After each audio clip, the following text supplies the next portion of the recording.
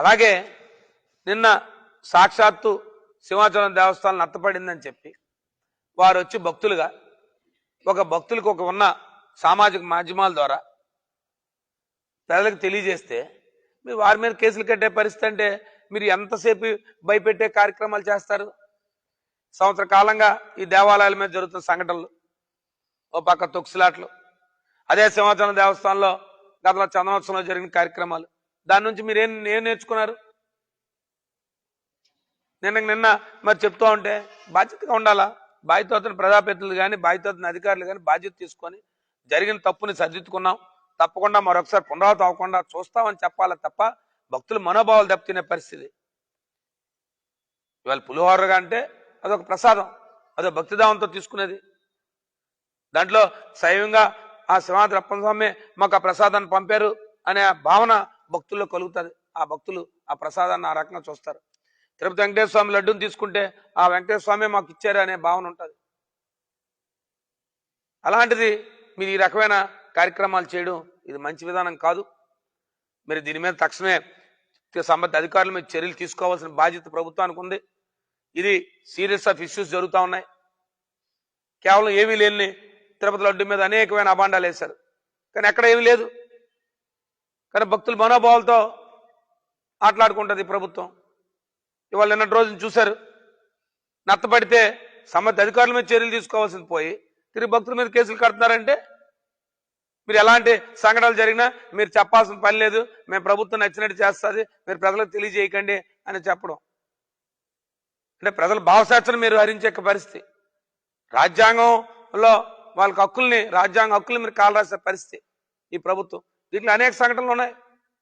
ఎవరైతే social media ద్వారా చేస్తే వాళ్ళ మీద కేసులు కట్టాడు, ఎవరైతే పత్రికల ద్వారా ప్రజాప్రతినిధులు చేస్తే వాళ్ళ మీద కేసులు కట్టడం లేదు, సాక్షి పేపర్ మీద వార్తలు రాస్తే సాక్షి పేపర్ మీద మా యాజమాన్యం మీద కేసులు కట్టడం. మీరు కేసులు కట్టినందుకు మాత్రం నిజాలు నిర్భయాలు నాకపోరే. మీడియా ఖచ్చితంగా వెలుగు తీస్తుంది, మీడియా ఖచ్చితంగా మీ కేసులను ఎదుర్కొంటామే తప్ప ఎప్పుడు మీడియాకు అండగానే ఉంటాం. ఏ మీడియా సంస్థ మీద మీరు ఇలాంటి కార్యక్రమాలు చేసినా లేదా ఎవరి పట్ల మీరు చెప్పినా ఈ ప్రభుత్వం ఖచ్చితంగా వైఎస్ఆర్ పార్టీ వారికి అండగా ఉంటుంది. ఇవాళ నిన్న జరిగిన సంఘటన ఏదైతే సింహాచలంలో మొన్నటి రోజు జరిగిన సంఘటన 29వ తారీఖున జరిగిన సంఘటనని ఖచ్చితంగా ప్రభుత్వం బాధ్యుల మీద చర్యలు తీసుకోవాలా. ఇలాంటి బాధ్యత పునరావృతం కాకుండా చూసుకోవాల్సిన బాధ్యత ప్రభుత్వ ప్రజాప్రతినిధులకు ఉందన్న విషయాన్ని మీకు తెలియజేస్తా ఉన్నాం. డిమాండ్ చేయలేదు కేసుల మీద అక్రమైన కేసు అంటే ఖచ్చితంగా కేసుల మీద పెట్టి డిమాండ్ చేస్తూ ఉంటారు కదా. భక్తుల మీద కేసులు పెడితే ఇంకెవరుంటారు భక్తులు? అంటే ఇంకా భక్తుల సౌకర్యాల మీద మీరు అడక్కండి. దేవాలయాల్లో భక్తులు వెళ్తున్నప్పుడు భక్తులకి మౌలిక వసతులు కల్పించాల్సిన బాధ్యత కానీ వాళ్ళకి సౌకర్యాలు కల్పించాల్సిన వాళ్ళని ప్రభుత్వాలది, ఆలయ ఈవో ఎండోమెంట్ డిపార్ట్మెంట్ది. మరి వారు ఏదైనా ఎవరైనా ప్రశ్నిస్తే అంటే ప్రశ్నించే వాళ్ళు ఉండకూడదు అనేది ప్రభుత్వం తాలూకా ఉద్దేశంలా కనబడుతుంది. తప్పుల్ని మీకు తెలుసుకుంటే ఆ తప్పుల్ని సర్దిద్దుకుంటామని చెప్పకపోగా తిరిగి తప్పు చెప్పేవాళ్ళని తప్పు అని చెప్పే వాళ్ళని మీరు వచ్చి వాళ్ళ మీద కేసులు పడుతున్నారంటే ఇది పూర్తిగా ఖండిస్తా ఉన్నాం. ఇలాంటి చర్యలు మంచిది కాదని మీకు తెలియజేస్తా ఉన్నాం.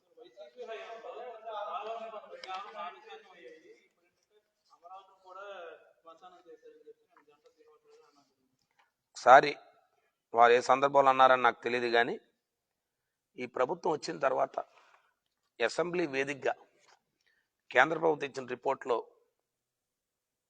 ఇంచుమించుగా సుమారు 70 నుంచి 76% పనులు జరిగాయని చెప్పి కేంద్ర ప్రభుత్వం ఇచ్చిన నివేదికలు కానీ లేదు ఇరిగేషన్ డిపార్ట్మెంట్ వాళ్ళు కానీ లేదు అక్కడ జరుగుతున్న పనులు కానీ సుమారుగా చెప్పారు. కేవలం 4% పనులు 3% పనులు వారు చెప్తున్నారంటే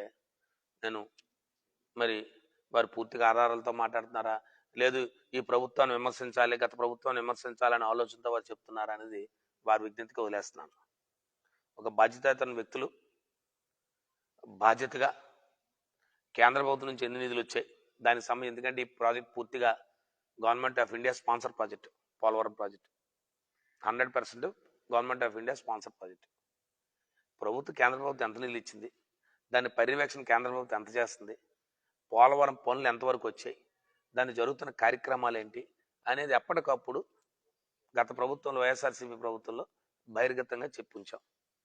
అలాంటిది ఇవాళ 4% పనులే జరిగాయని వారు చెప్తున్నారని మీరు చెప్తున్నారంటే మరి వారు పూర్తిగా దాంట్లోకి వెళ్ళలేదేమో అని నేను అనుకుంటున్నాను. వారు వెళ్ళి పూర్తిగా 2024 జూన్ 12 ప్రభుత్వం ఏర్పడింది. 2019 మార్చి 23 సంథింగ్ జగన్మోహన్ రెడ్డి గారు బాధ్యతలు తీసుకున్నారు. ఈ సుమారుగా 5 సంవత్సరాల కాలంగా కేంద్ర ప్రభుత్వం ఎంత నిధులు ఇచ్చింది, కేంద్ర ప్రభుత్వం నుంచి ఎంత యాక్టివిటీ జరిగింది అనేది పూర్తిగా వివరాలన్నీ దొరుకుతాయి. వారు సమర్థ అధికార పార్టీలో ఉన్నారు కాబట్టి వారు పూర్తి వివరాలు ఇస్తారు.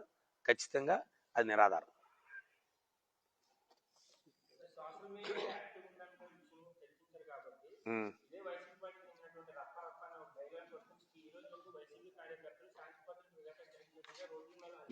ఏంటి ఆ శాంతి భద్రతలు? సినిమా డైలాగుని రఫా రఫా అన్నది సినిమా డైలాగు. మీకేమన్నా దాంట్లో ఉంటే కేంద్ర సెన్సార్ బోర్డు ఉంటుంది, మీ స్టేట్ సెన్సార్ బోర్డు ఉంటుంది. దాంట్లో నిజంగా మీకు అందులో ఆ మాటలు ఏమైనా అసాంఘికమైన మాటలు దాంట్లో ఇబ్బంది ఉంటే మీరు సెన్సార్ కట్ చేయొచ్చు. అంతేగాని సినిమాలో ఉన్న మాటలని వీటిని శాంతి భద్రత విఘాతం కలిగించండి ఎక్కడికి కలిగించి చెప్పండి. శాంతి భద్రత విఘాతం ఎక్కడికి కలిగింది చెప్పండి. మీకు మీరే శాంతి భద్రత విఘాతం కలిగిందని మీరు అనుకుంటే ఎలాగా? మీరు చెప్పిన మాటలు గతంలో మీ సంఘటనలు జరిగినప్పుడు మీరేం చేశారు అంటే? జగన్మోహన్ రెడ్డి గారి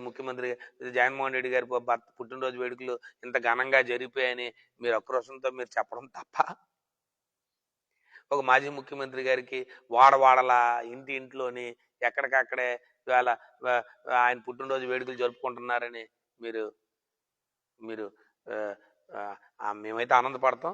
మీరు ఏం పడుతున్నారు అనేది మీ మాటల ద్వారా తెలుస్తూ ఉంది.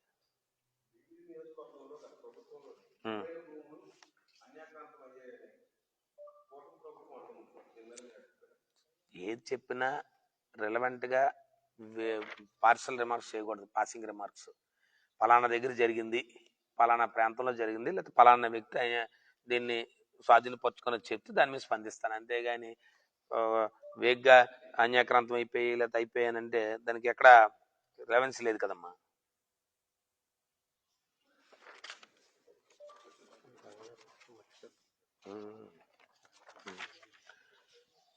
గతంలో కూడా మేము అనుకున్నాం, మాకు ఎలాగైతే కొంతమంది మత్స్యకార కుటుంబాలు ముఖ్యంగా మరి భీమిల్లో ఎవరైతే బంగ్లాదేశ్లో కొంతమంది చిక్కున్నారు వారికి సంబంధించి మా అధ్యక్షుడు సంబంధిత కేంద్ర విదేశాంగ మంత్రి గారికి పూర్తిగా రాశారు. ప్రధానమంత్రి గారికి కూడా లెటర్ రాశారు. వారిని త్వరితంగా స్వదేశానికి వచ్చి ఏర్పాట్లు చేయండి అని చెప్పారు. దానికి సంబంధించి మా పార్లమెంటరీ ఫ్లోర్ లీడరు సుబ్బారెడ్డి గారు ఢిల్లీలో దాన్ని కంటిన్యూగా పర్సూయెన్స్ చేస్తున్నారు. ఖచ్చితంగా బంగ్లాదేశ్లో ఉన్న ఎవరైతే మత్స్యకార కుటుంబాలు ఉన్నాయో ఖచ్చితంగా వారందరినీ స్వదేశాన్ని తీసుకురావడానికి వైఎస్ఆర్ పార్టీ కీలక పాత్ర పోషిస్తుంది. ఆ కుటుంబాలు వచ్చేంత వరకు కూడా వారికి సంబంధించిన వారి కుటుంబాలను కూడా ఆదుకోవడానికి వైఎస్ఆర్ పార్టీ ముందుందని చెప్పి కూడా మీ ద్వారా తెలియజేస్తాం. ఇంకేమైనా ఉన్నాయి బాస్? మా అభిప్రాయం ఏంటి?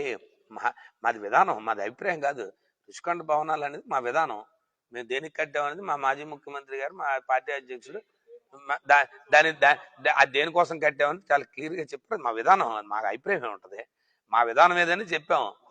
వాళ్ళ విధానం తెలియజెప్పమని సంవత్సరాల కాలంగా చెప్తున్నాం. ఇంకా దాని మీద కంక్లూజన్ రాలేదు.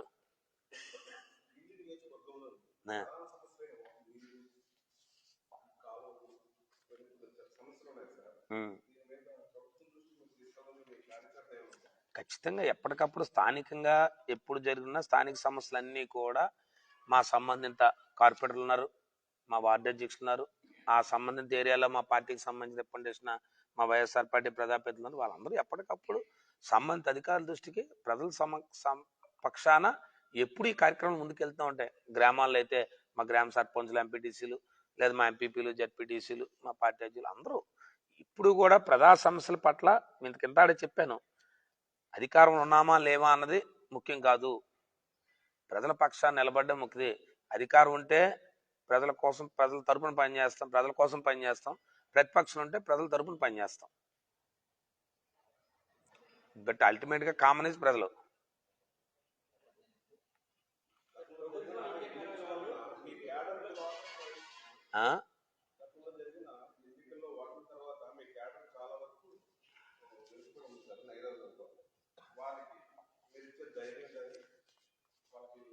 అని అని మీరు అనుకుంటున్నారు.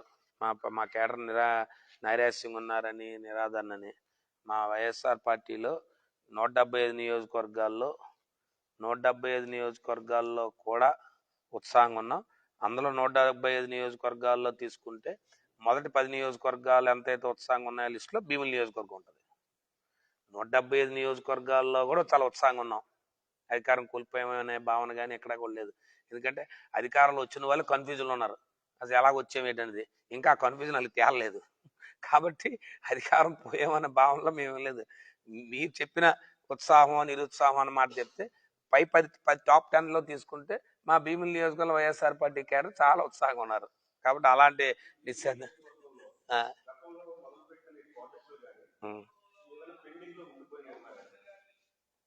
తప్పకుండా తప్పకుండా అలాంటివన్నీ కూడా ఇంకా వాటన్నిటి మీద ఇంకా మేము వర్కౌట్ చేసి దాని మీద చేయడానికి ఇంకొక సమయం ఉంది. ఇంకా మేము ఎర్లీ స్టేజ్లో ఉన్నాం. ఇంకా ఇంకా అది చివరికి వచ్చేటప్పుడు మేము తెలియజేయడం చెప్పడం చంద్రం అని ఉంటే దానికి సంబంధించి ఇంకా టైం ఉంది దాని గురించి మాట్లాడేది. Okay, thank you boss. అందరూ నాయుడు.